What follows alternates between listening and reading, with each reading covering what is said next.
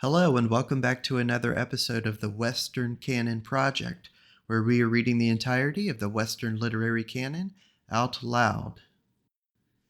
Today, we continue our series on Ralph Waldo Emerson, and we are reading the last of the essays from the first and second series, not in the order in which Emerson published them, but in the order that I am reading them and uploading them to YouTube. So this is the last one that we are reading before we move on to either The Conduct of Life, which is another group of essays, or Representative Men, which is also another compilation of essays. However, we are reading Experience today, and with that said, let's start. It begins with a poem. The lords of life, I saw them pass in their own guise, like and unlike, portly and grim, use and surprise, surface and dream, succession swift and spectral wrong, temperament without a tongue, and the inventor of the game omnipresent without name. Some to see, some to be guessed, they marched from east to west.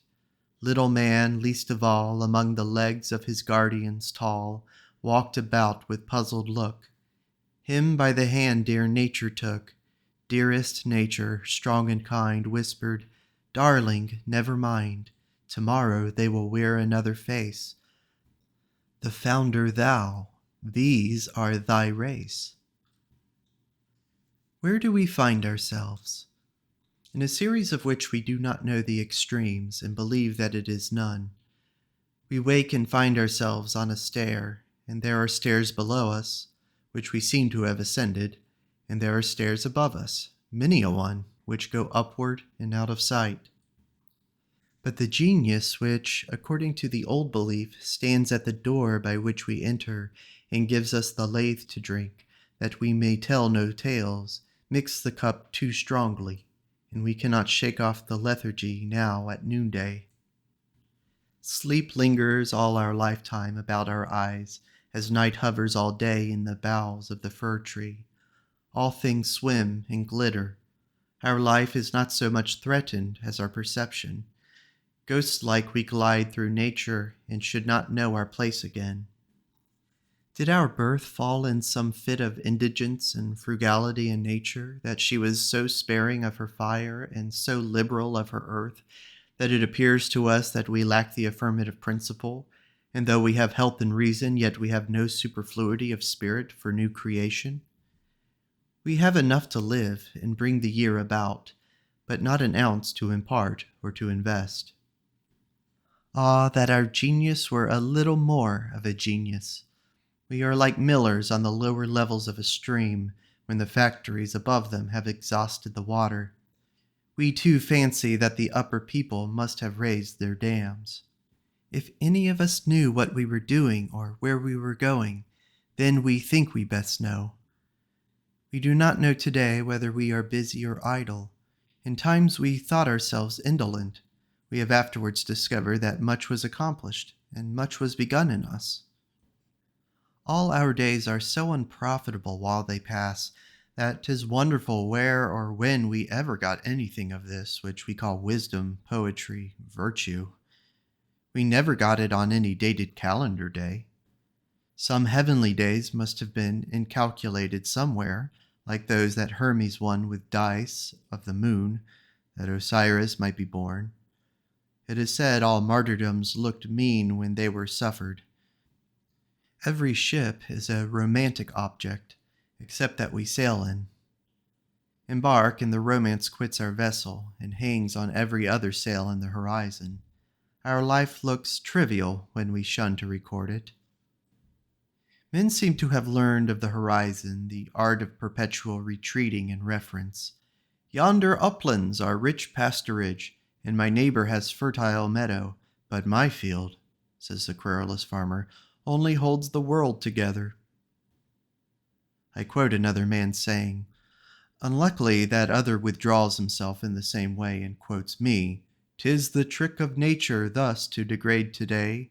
A good deal of buzz, and somewhere a result slipped magically in. Every roof is agreeable to the eye until it is lifted, Then we find tragedy in moaning women and hard-eyed husbands and deluges of lathe, and the men ask, "What's the news?" As if the old were so bad. How many individuals can we count in society? How many actions? How many opinions? So much of our time is preparation, so much is routine, and so much retrospect, that the pith of each man's genius contracts itself to a very few hours. The history of literature, take the net result of Terabashi, Wharton, or Schlegel, is a sum of very few ideas and of very original tales, all the rest being variation of these. So in this great society-wide lying around us, a critical analysis would find very few spontaneous actions. It is almost all custom and gross sense. There are even few opinions, and these seem organic in the speakers and do not disturb the universal necessity. What opium is instilled into all disaster! It shows formidable as we approach it, but there is at last no rough, rasping friction, but the most slippery, sliding surfaces. We fall soft on a thought. Ate Dea is gentle, quote, "over men's heads walking aloft, with tender feet treading so soft." End quote. People grieve and bemoan themselves, but it is not half so bad with them as they say. There are moods in which we court suffering, in the hope that here, at least, we shall find reality, sharp peaks and edges of truth. But it turns out to be a scene painting and counterfeit. The only thing grief has taught me is to know how shallow it is. That, like all the rest, plays about the surface and never introduces me into the reality, for contact with which we would even pay the costly price of sons and lovers. Was it Boscovich who found out that bodies never come in contact? Well, souls never touch their objects. An unnavigable sea washes with silent waves between us and the things we aim at and converse with. Grief, too, will make us idealists. In the death of my son, now more than 2 years ago, I seem to have lost a beautiful estate, no more. I cannot get it nearer to me. If tomorrow I should be informed of the bankruptcy of my principal debtors, the loss of my property would be a great inconvenience to me, perhaps, for many years, but it would leave me as it found me, neither better nor worse. So is it with this calamity. It does not touch me. Something which I fancied was a part of me, which could not be torn away without tearing me, nor enlarged without enriching me, falls off from me, and leaves no scar. It was caducus. I grieve that grief can teach me nothing, nor carry me one step into real nature. The Indian who was laid under a curse that the wind should not blow on him, nor water flow to him, nor fire burn him, is a type of us all. The dearest events are summer rain, and we the paracoats that shed every drop. Nothing is left us now but death. We look to that with a grim satisfaction, saying, there at least is reality that will not dodge us. I take this evanescence and lubricity of all objects, which lets them slip through our fingers then when we clutch hardest, to be the most unhandsome part of our condition. Nature does not like to be observed, and likes that we should be her fools and playmates. We may have the sphere for our cricket ball, but not a berry for our philosophy. Direct strokes she never gave us the power to make. All our blows glance, all our hits are accidents. Our relations to each other are oblique and casual. Dream delivers us to dream, and there is no end to illusion. Life is a train of moods like a string of beads, and as we pass through them, they prove to be many-colored lenses which paint the world their own hue, and each shows only what lies in its focus. From the mountain, you see the mountain. We animate what we can, and we see only what we animate. Nature and books belong to the eyes that see them. It depends on the mood of the man whether he shall see the sunset or the fine poem.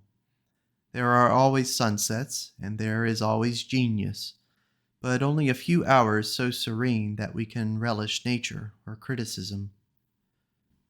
The more or less depends on structure or temperament. Temperament is the iron wire on which the beads are strung.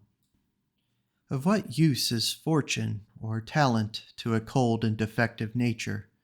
Who cares what sensibility or discrimination a man has at sometimes shown if he falls asleep in his chair, or if he laugh and giggle, or if he apologize, or is affected with egotism, or thinks with his dollar, or cannot go by food, or has gotten a child in his boyhood? Of what use is genius if the organ is too convex or too concave, and cannot find a focal distance within the actual horizon of human life? Of what use if the brain is too cold or too hot, and the man does not care enough for results to stimulate him to experiment and hold him up in it? Or if the web is too finely woven, too irritable by pleasure and pain, so that life stagnates from too much reception without due outlet? Of what use to make heroic vows of amendment if the same old lawbreaker is to keep them? What cheer can the religious sentiment yield when that is suspected to be secretly dependent on the seasons of the year and the state of the blood? I knew a witty physician who found theology in the biliary duct, and used to affirm that if there was disease in the liver, the man became a Calvinist, and if that organ was sound, he became a Unitarian. Very mortifying is the reluctant experience that some unfriendly excess or imbecility neutralizes the promise of genius. We see young men who owe us a new world. So readily and lavishly they promise, but they never acquit the debt. They die young and dodge the account, or if they live, they lose themselves in the crowd. Temperament also enters fully into the system of illusions, and shuts us in a prison of glass which we cannot see. There is an optical illusion about every person we meet. In truth, they are all creatures of given temperament, which will appear in a given character, whose boundaries they will never pass. But we look at them, they seem alive, and we presume there is impulse in them. In the moment it seems impulse. In the year, in the lifetime, it turns out to be a certain uniform tune which the revolving barrel of the music box must play. Men resist the conclusion in the morning, but adopt it as the evening wears on, that temper prevails over everything of time, place, and condition, and is inconsumable in the flames of religion. Some modifications the moral sentiment avails to impose, but the individual texture holds its dominion, if not to bias the moral judgments, yet to fix the measure of activity and of enjoyment. I thus express the law as it is read from the platform of ordinary life, but must not leave it without noticing the capital exception, for temperament is a power which no man willingly hears any one praise but himself. On the platform of physics, we cannot resist the contrasting influences of so-called science. Temperament puts all divinity to rout. I know the mental proclivity of physicians. I hear the chuckle of the phrenologists. Theoretic kidnappers and slave drivers, they esteem each man the victim of another, who winds him round his finger by knowing the law of his being, and by such cheap signboards as the color of his beard or the slope of his occiput, leads the inventory of his fortunes and character. The grossest ignorance does not disgust like this impudent knowingness. The physicians say they are not materialists, but they are. Spirit is matter, reduced to an extreme thinness, oh so thin, but the definition of spiritual should be that which is its own evidence. What notions do they attach to love? What to religion? One would not willingly pronounce these words in their hearing and give them the occasion to profane them. I saw a gracious gentleman who adapts his conversation to the form of the head of the man he talks with. I had fancied that the value of life lay in its inscrutable possibilities, in the fact that I never know, in addressing myself to a new individual, what may befall me. I carry the keys of my castle in my hand, ready to throw them at the feet of my lord, whenever and in what disguise soever he shall appear. I know he is in the neighborhood, hidden among vagabonds. Shall I preclude my future by taking a high seat and kindly adapting my conversation to the shape of heads? When I come to that, the doctor shall buy me for a cent. But, sir, medical history, the report to the Institute, the proven facts. I distrust the facts and the inferences. Temperament is the veto or limitation power in the Constitution, very justly applied to restrain an opposite excess in the Constitution, but absurdly offered as a bar to original equity. When virtue is in the presence, all subordinate powers sleep. On its own level, or in view of nature, temperament is final. I see not, if one be once caught in this trap of so-called sciences, any escape for the man from the links of the chain of physical necessity. Given such an embryo, such a history must follow. On this platform one lives in a sty of sensualism and would soon come to suicide, but it is impossible that the creative power should exclude itself. Into every intelligence there is a door which is never closed, through which the Creator passes. The intellect, seeker of absolute truth, or the heart, lover of absolute good, intervenes for our succor, and at one whispers of these high powers, we awake from ineffectual struggles with this nightmare. We hurl it into its own hell, and cannot again contract ourselves to so base a state. The secret of illusoriness is the necessity of a succession of moods or objects. Gladly we would anchor, but the anchorage is quicksand. This onward trick of nature is too strong for us. Pero si muove, and yet it moves. When, at night, I look at the moon and stars, I seem stationary, and they to hurry. Our love of the real draws us to permanence, but health of body consists in circulation, and sanity of mind in variety or facility of association. We need change of objects. Dedication to one thought is quickly odious. We house with the insane, and must humor them. Then conversation dies out. Once I took such delight in Montaigne that I thought I should not need any other book. Before that, in Shakespeare, then in Plutarch, then in Plotinus, at one time in Bacon, afterwards in Goethe, even in Bettine, but now I turn the pages of either of them languidly, whilst I still cherish their genius. So with pictures, each will bear an emphasis of attention once, which it cannot retain, though we fain would continue to be pleased in that manner. How strongly I have felt of pictures, that when you have seen one well, you must take your leave of it. You shall never see it again. I have had good lessons from pictures, which I have since seen without emotion or remark. A deduction must be made from the opinion which even the wise express of a new book or occurrence. Their opinion gives me tidings of their mood, and some vague guess at the new fact, but is nowise to be trusted as the lasting relation between that intellect and that thing. The child asks, "Mamma, why don't I like the story as well as when you told it me yesterday?" Alas, child, it is even so with the oldest cherubim of knowledge. But will it answer thy question to say, because thou wert born a whole, and this story is a particular? The reason of the pain this discovery causes us, and we make it late in respect to works of art and intellect, is the plaint of tragedy which murmurs from it in regard to persons, to friendship and love. That immobility and absence of elasticity which we find in the arts, we find with more pain in the artist. There is no power of expansion in men. Our friends early appear to us as representatives of certain ideas, which they never pass or exceed. They stand on the brink of the ocean of thought and power, but they never take the single step that would bring them there. A man is like a bit of Labrador spar, which has no luster as you turn it in your hand, until you come to a particular angle. Then it shows deep and beautiful colors.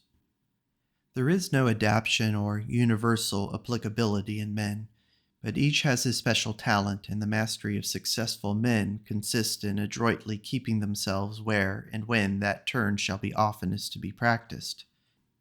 We do what we must, and call it by the best names we can, and would fain have the praise of having intended the result which ensues. I cannot recall any form of man who was not superfluous sometimes. But is not this pitiful? Life is not worth the taking to do tricks in. Of course, it needs the whole steady society to give the symmetry we seek. The parti-colored wheel must revolve very fast to appear white. Something is learned, too, by conversing with so much folly and defect. In fine, whoever loses, we are always of the gaining party. Divinity is behind our failures and follies also. The plays of children are nonsense, but very educative nonsense. So it is with the largest and solemnest things, with commerce, government, church, marriage, and so with the history of every man's bread, and the ways by which he is to come by it. Like a bird which alights nowhere but hops perpetually from bough to bough is the power which abides in no man and in no woman, but for a moment speaks from this one, and for another moment from that one. But what help from these fineries or pedantries? What help from thought? Life is not dialectics. We, I think, in these times have had lessons enough of the futility of criticism. Our young people have thought and written much on labor and reform, and for all that they have written, neither the world nor themselves have got on a step. Intellectual tasting of life will not supersede muscular activity. If a man should consider the nicety of the passage of a piece of bread down his throat, he would starve.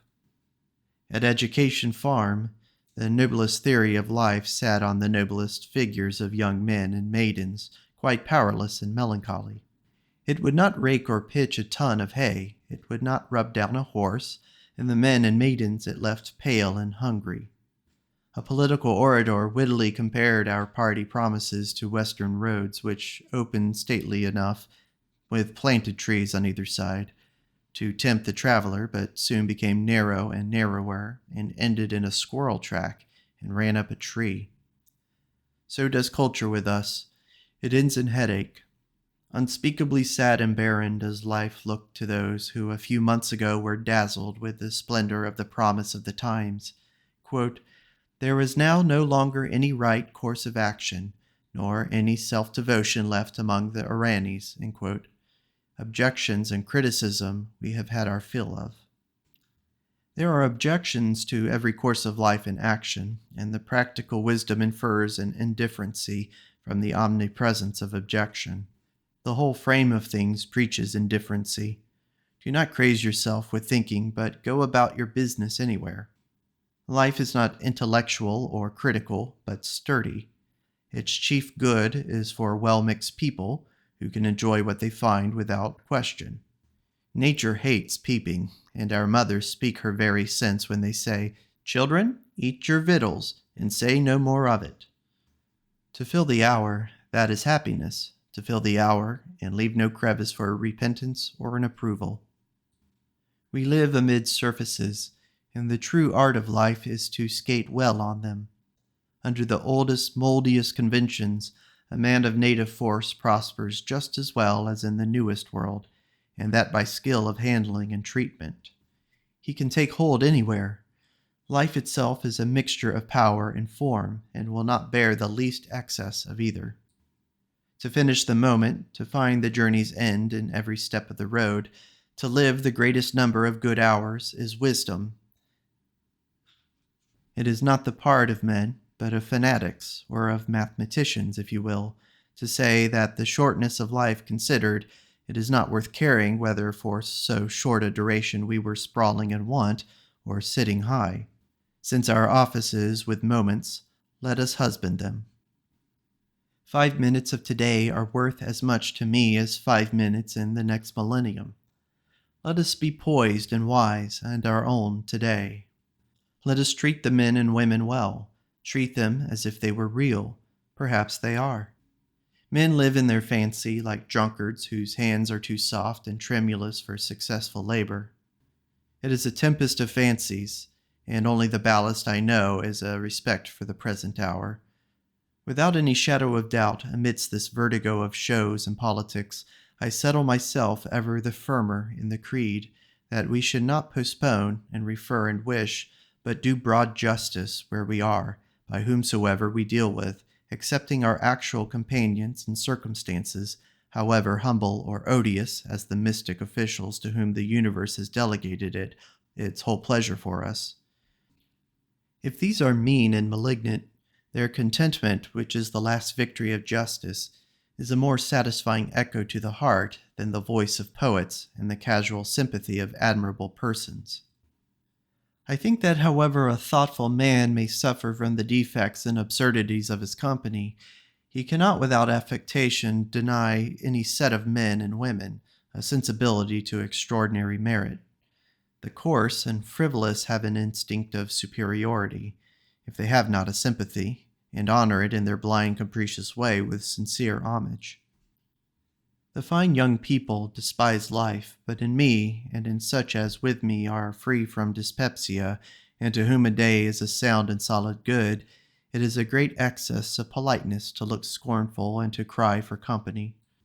I am grown by sympathy, a little eager and sentimental, but leave me alone, and I should relish every hour and what it brought me, the potluck of the day, as heartily as the oldest gossip in the bar-room. I am thankful for small mercies. I compared notes with one of my friends who expects everything of the universe and is disappointed when anything is less than the best, and I found that I begin at the other extreme, expecting nothing, and am always full of thanks for moderate goods. I accept the clangor and jangle of contrary tendencies. I find my account in sots and bores also. They give a reality to the circumjacent picture which such a vanishing meteorous appearance can ill spare. In the morning I awake and find the old world, wife, babes, and mother, Concord and Boston, the dear old spiritual world, and even the dear old devil not far off. If we will take the good we find, asking no questions, we shall have heaping measures. The great gifts are not got by analysis. Everything good is on the highway. The middle region of our being is the temperate zone. We may climb into the thin and cold realm of pure geometry and lifeless science, or sink into that of sensation. Between these extremes is the equator of life, of thought, of spirit, of poetry, a narrow belt. Moreover, in popular experience, everything good is on the highway.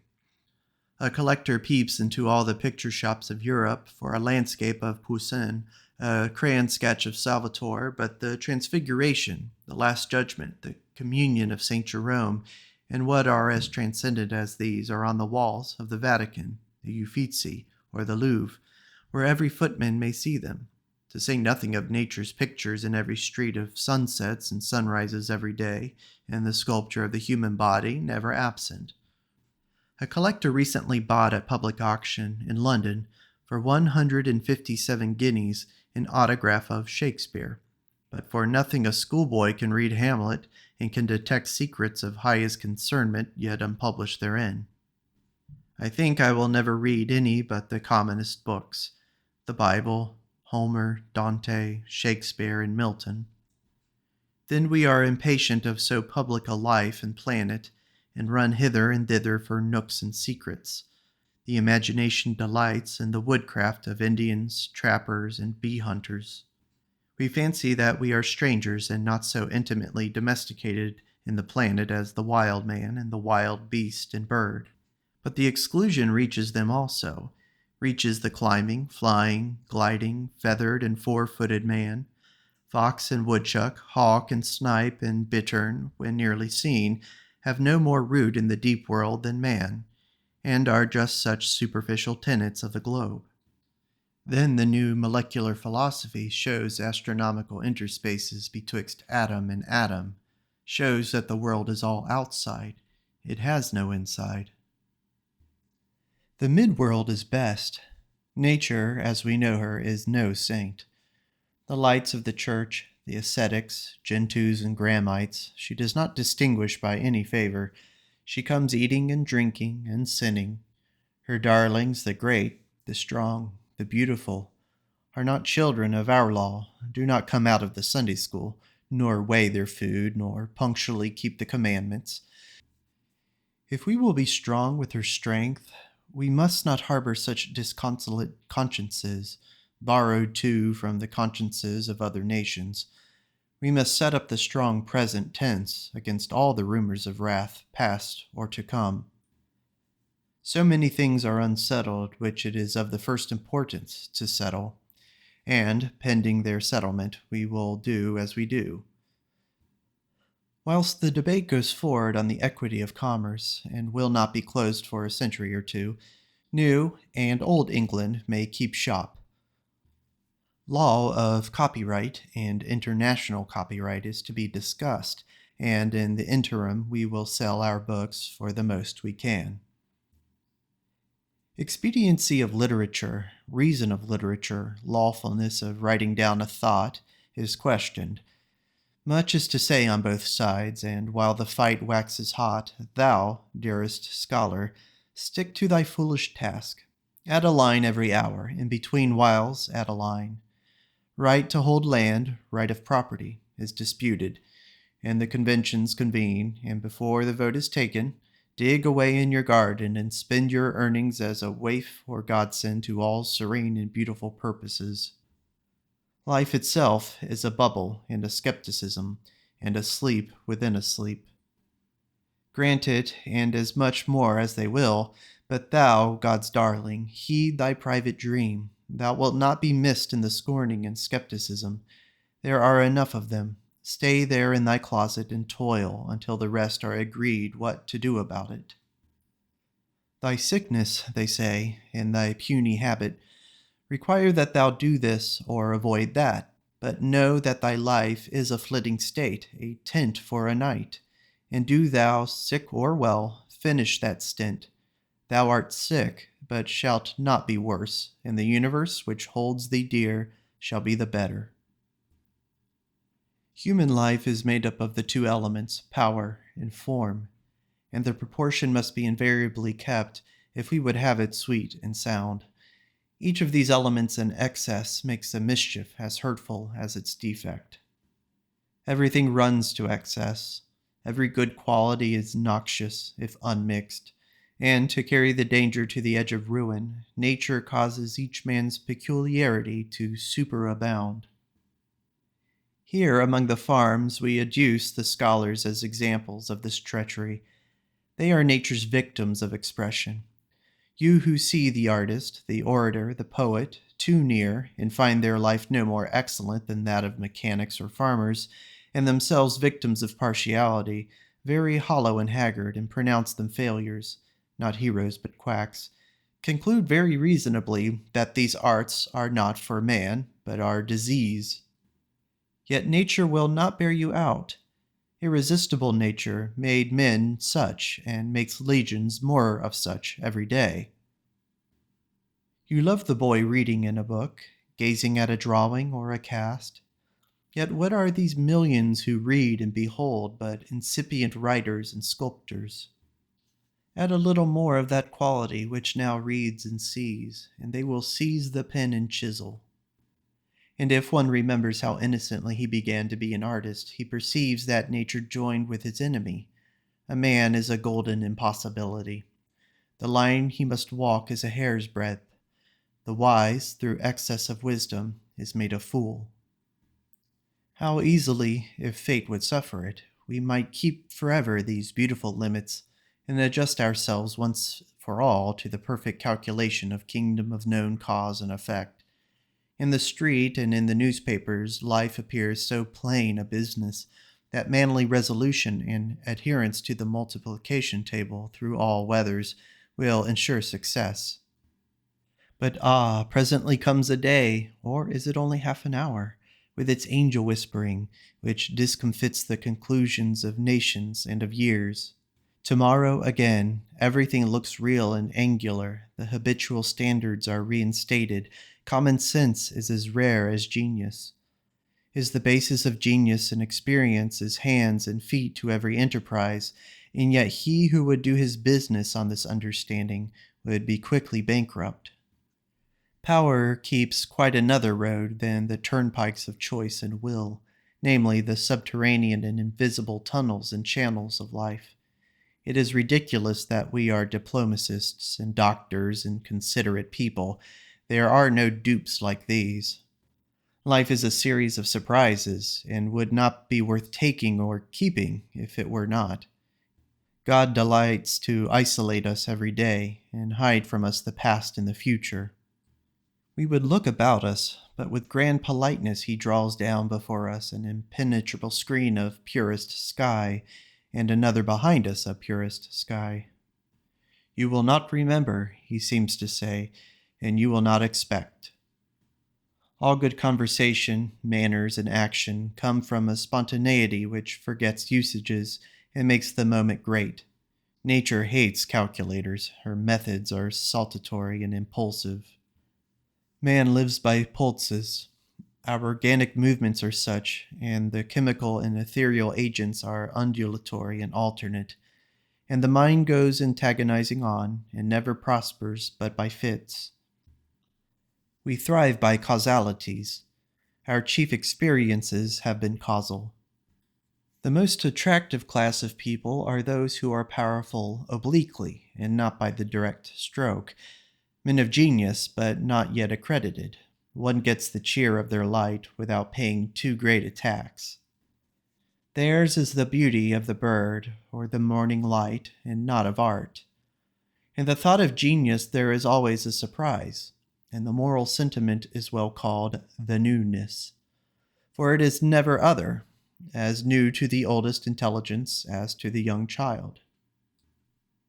The kingdom that cometh without observation.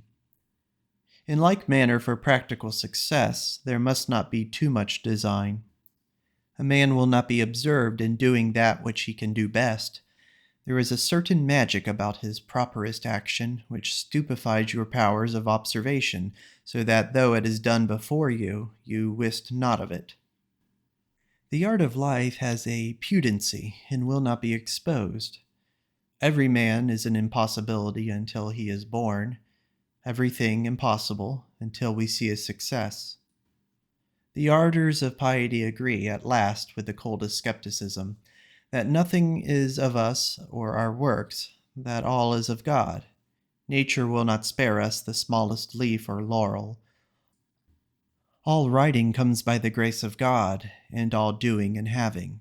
I would gladly be moral, and keep due metes and bounds, which I dearly love, and allow the most to the will of man. But I have set my heart on honesty in this chapter, and I can see nothing at last in success or failure than more or less of vital force supplied from the eternal. The results of life are uncalculated and uncalculable. The years teach much, which the days never know. The persons who compose our company converse and come and go and design and execute many things, and somewhat comes of it all, but an unlooked-for result. The individual is always mistaken. He designed many things and drew in other persons as coadjutors, quarreled with some or all, blundered much, and something is done. All are a little advanced, but the individual is always mistaken. It turns out somewhat new and very unlike what he promised himself. The ancients, struck with this irreducibleness of the elements of human life to calculation, exalted chance into a divinity, but that is to stay too long at the spark, which glitters truly at one point, but the universe is warm with latency of the same fire.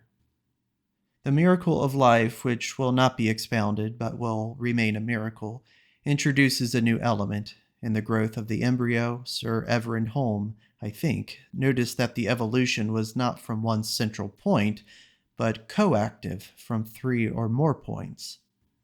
Life has no memory. That which proceeds in succession might be remembered, but that which is coexistent or ejaculated from a deeper cause, as yet far from being conscious, knows not its own tendency. So is it with us, now skeptical or without unity, because immersed in forms and effects all seeming to be of equal yet hostile value, and now religious whilst in the reception of spiritual law. Bear with these distractions, with this coetaneous growth of the parts, they will one day be members and obey one will.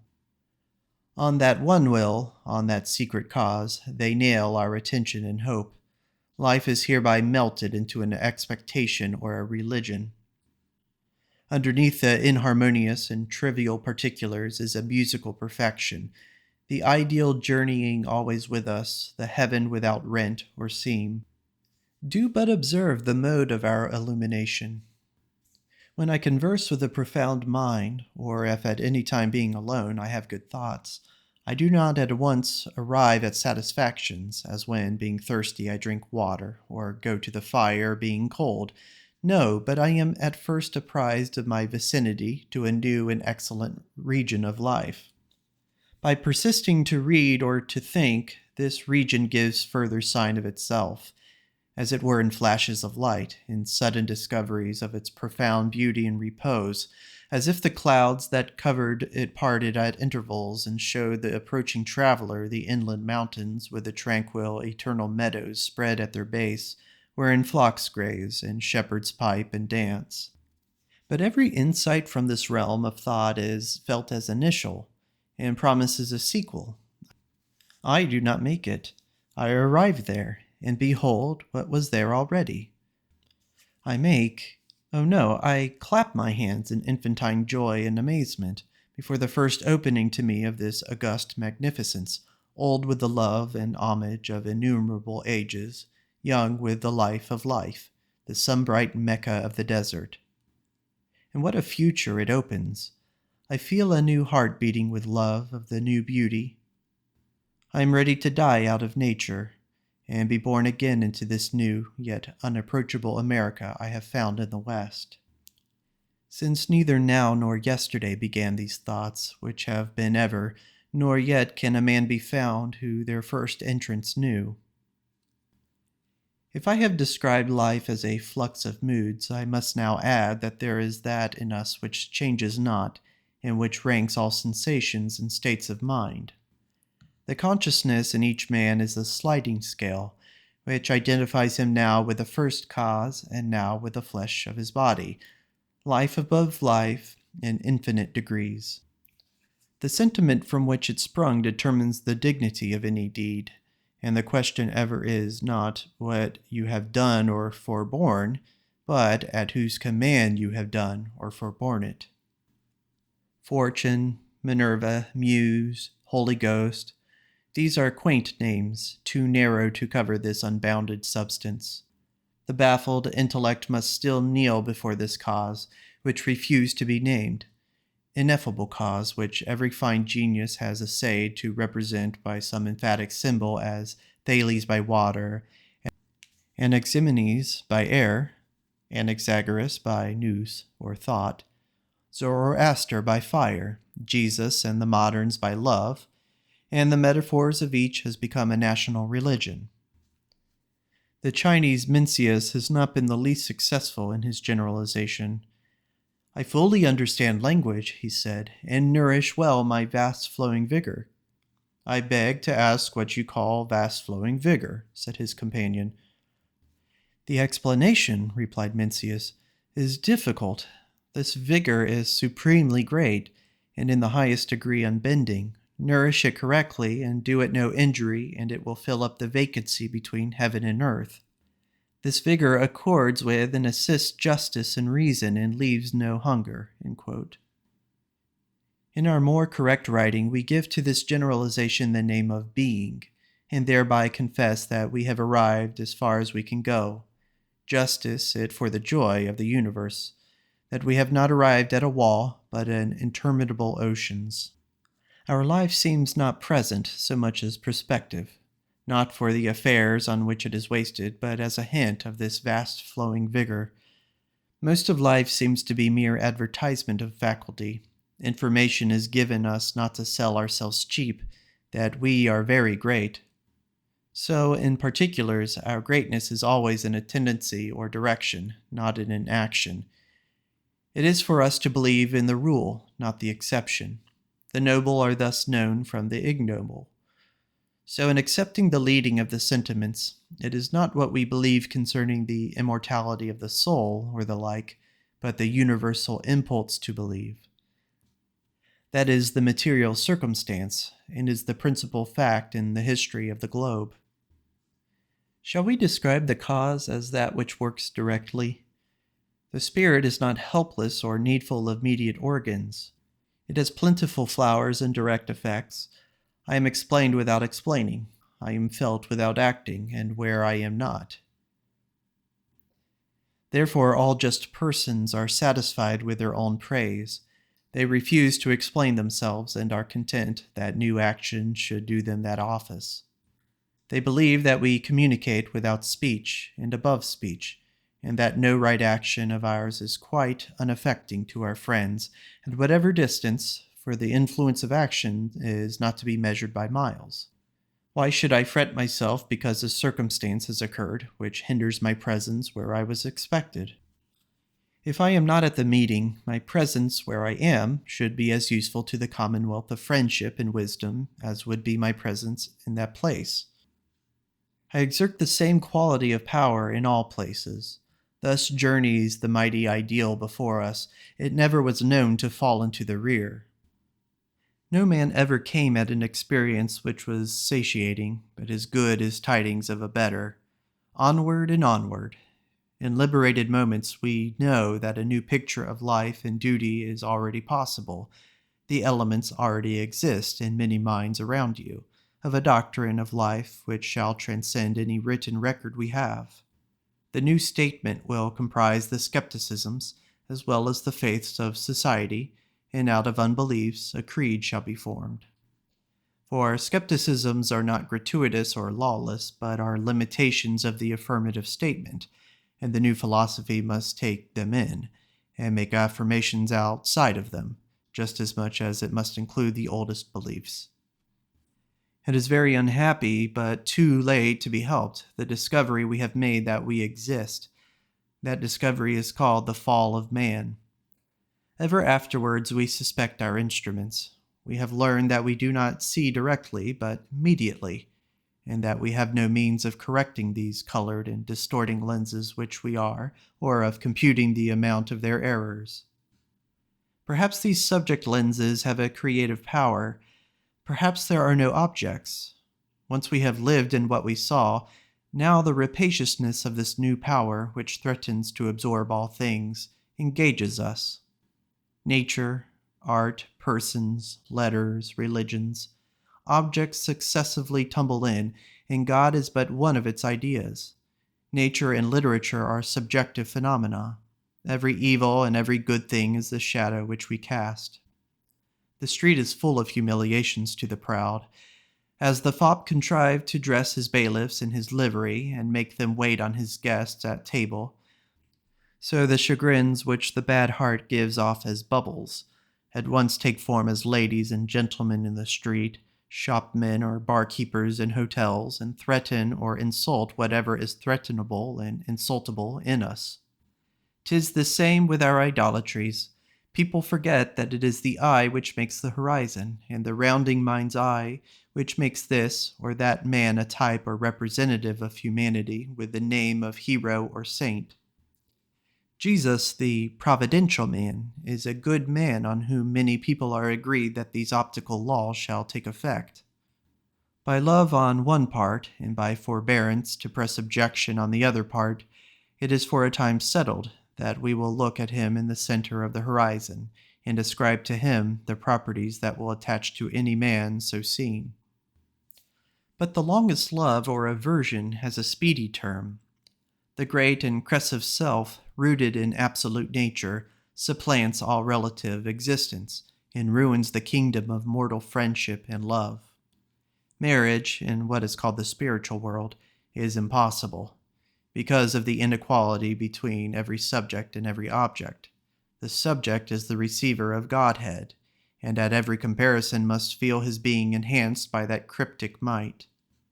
Though not in energy, yet by presence, this magazine of substance cannot be otherwise than felt, nor can any force of intellectual attribute to the object the proper deity which sleeps or awakes forever in every subject. Never can love make consciousness and ascription equal in force. There will be the same gulf between every me and thee as between the original and the picture. The universe is the bride of the soul. All private sympathy is partial. Two human beings are like globes, which can touch only in a point, and, whilst they remain in contact, all other points of each of the spheres are inert. Their turn must also come, and the longer a particular union lasts, the more energy of appetency the parts not in union acquire. Life will be imaged, but cannot be divided nor doubled. Any invasion of its unity would be chaos. The soul is not twin-born, but the only begotten, and though revealing itself as a child in time, child in appearance, is of a fatal and universal power, admitting no co-life. Every day, every act betrays the ill-concealed deity. We believe in ourselves as we do not believe in others. We permit all things to ourselves, and that which we call sin in others is experiment for us. It is an instance of our faith in ourselves that men never speak of crime as lightly as they think, or every man thinks a latitude safe for himself, which is nowise to be indulged to another. The act looks very differently on the inside and on the outside, in its quality and in its consequences. Murder in the murderer is no such ruinous thought as poets and romancers will have it. It does not unsettle him, or fright him from his ordinary notice of trifles. It is an act quite easy to be contemplated, but in its sequel it turns out to be a horrible jangle and confounding of all relations. Especially the crimes that spring from love seem right and fair from the actor's point of view, but when acted are found destructive of society. No man at last believes that he can be lost, nor that the crime in him is as black as in the felon, because the intellect qualifies in our own case the moral judgments, but there is no crime to the intellect. That is antinomian or hypernomian, and judges law as well as fact. Quote, "It is worse than a crime, it is a blunder," end quote, said Napoleon, speaking the language of the intellect. To it, the world is a problem in mathematics, or the science of quantity, and it leaves out praise and blame and all weak emotions. All stealing is comparative. If you come to absolutes, pray who does not steal. Saints are sad because they behold sin, even when they speculate, from the point of view of the conscience and not of the intellect, a confusion of thought. Sin seen from the thought is a diminution or less. Seen from the conscience or will, it is pravity or bad. The intellect names its shade, absence of light, and no essence. The conscience must feel it as essence, essential evil. This it is not. It has an objective existence, but no subjective. Thus, inevitably does the universe wear a color, and every object falls successively into the subject itself. The subject exists, the subject enlarges. All things sooner or later fall into place.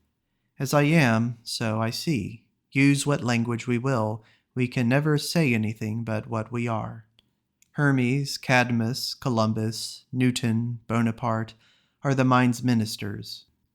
Instead of feeling a poverty when we encounter a great man, let us treat the newcomer like a traveling geologist who passes through our estate and shows us good slate or limestone or anthracite in our brush pasture. The partial action of each strong mind in one direction is a telescope for the objects on which it is pointed. But every other part of knowledge is to be pushed to the same extravagance, ere the soul attains her due sphericity. Do you see that kitten chasing so prettily her own tail? If you could look with her eyes, you might see her surrounded with hundreds of figures performing complex dramas, with tragic and comic issues, long conversations, many characters, many ups and downs of fate. And meantime, it is only puss and her tail. How long before our masquerade will end its noises of tambourines, laughter, and shouting? And shall we find it was a solitary performance, a subject and an object? It takes so much to make the galvanic circuit complete, but magnitude adds nothing. What imports it whether it is Kepler and the sphere, Columbus in America, a reader and his book, or puss with her tail? It is true that all muses and love and religion hate these developments and will find a way to punish the chemist who publishes in the parlor the secrets of the laboratory. And we cannot say too little of our constitutional necessity of seeing things under private aspects or saturated with our humors. And yet is the God the native of these bleak rocks. That need makes in morals the capital virtue of self-trust. We must hold hard to this poverty, however scandalous, and by more vigorous self-recoveries after the sallies of action, possess our axis more firmly. The life of truth is cold and so far mournful, but it is not the slave of tears, contritions, and perturbations. It does not attempt another's work, nor adopt another's facts. It is a main lesson of wisdom to know your own from another's. I have learned that I cannot dispose of other people's facts, but I possess such a key to my own as persuades me against all their denials, that they also have a key to theirs. A sympathetic person is placed in the dilemma of a swimmer among drowning men who all catch at him, and if he gives so much as a leg or a finger, they will drown him. They wish to be saved from the mischiefs of their vices, but not from their vices. Charity would be wasted on this poor waiting on the symptoms. A wise and hearty physician will say, "Come out of that," as the first condition of advice. In this, our talking America, we are ruined by good nature in listening on all sides. This compliance takes away the power of being greatly useful. A man should not be able to look other than directly and forthright. A preoccupied attention is the only answer to the importunate frivolity of other people, an attention and to an aim which makes their wants frivolous. This is a divine answer, and leaves no appeal and no hard thoughts. In Flaxman's drawing of the Eumenides of Aeschylus, Orestes supplicates Apollo, whilst the Furies sleep on the threshold. The face of the god expresses a shade of regret and compassion, but calm with the conviction of the irreconcilableness of the two spheres. He is born into other politics, into the eternal and beautiful. The man at his feet asks for his interest in turmoils of the earth into which his nature cannot enter. And the Eumenides there lying expresses pictorially this disparity. The god is surcharged with his divine destiny. Illusion, temperament, succession, surface, surprise, reality, subjectiveness, these are threads on the loom of time. These are the lords of life. I dare not assume to give their order, but I name them as I find them in my way. I know not better than to claim any completeness for my picture. I am a fragment, and this is a fragment of me. I can very confidently announce one or another law, which throws itself into relief and form, but I am too young yet by the same ages to compile a code. I gossip for my hour concerning the eternal politics. I have seen many fair pictures, not in vain. A wonderful time I have lived in. I am not the novice I was 14, nor yet 7 years ago. Let who will ask, where is the fruit? I find a private fruit sufficient. This is a fruit, that I should not ask for a rash effect from meditations, counsels, and the hiving of truths. I should feel it pitiful to demand a result on this town and country, and overt effect on the instant month and year. The effect is deep and secular as the cause. It works on periods in which mortal lifetime is lost. All I know is reception. I am and I have. But I do not get, and when I have fancied I had gotten anything, I found I did not. I worship with wonder the great fortune. My reception has been so large that I am not annoyed by receiving this or that superabundantly. I say to the genius, if he will pardon the proverb, in for a mill, in for a million. When I receive a new gift, I do not macerate my body to make the account square, for if I should die, I could not make the account square.